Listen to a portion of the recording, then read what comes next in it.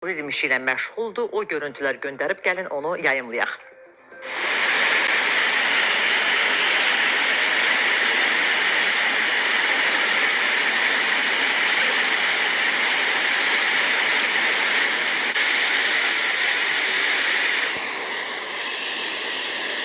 Deməli, bu şəlalə Lerik rayonunun Dizəzəmin kəndində yerləşir. Mustafayev Bəhlul göndərib bizə.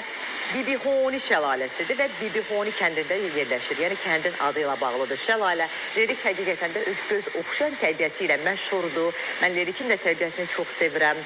Xüsusilə də Lerikin rayonun mərkəzinin belə təbiət qoynunda meşəliklər arasında, yaşıllıqlarda yerləşməsi insanın həqiqətən də qəlbini riqqətə gətirir və Bəhlul bəy, bu videonu bizə göndərən Bəhlul bəy sualımıza cavabında da deyib ki, peşəm turizm peşəsidir, dolandırır bizi, şükürlər olsun, oğlum İbrahimlə birgə işləyirik. Allah bərəkət versin. Bəli, biz həm də ölkəmizin gözəlliklərini biz özümüz görürük. Xaricilərə də bunu, turistlərə də göstərmək lazımdır. Onları gözəl qarşılamaq, Azərbaycanın gəzməli, görməli, tarixi yerlərini aparıb orayla tanış eləmək, əlbəttə ki, ölkəmizi həm də təmsil eləmək deməkdir, həm də bu işlə məşğul olanlar əlbəttə ki, qazancını bundan çıxarırlar. Sonra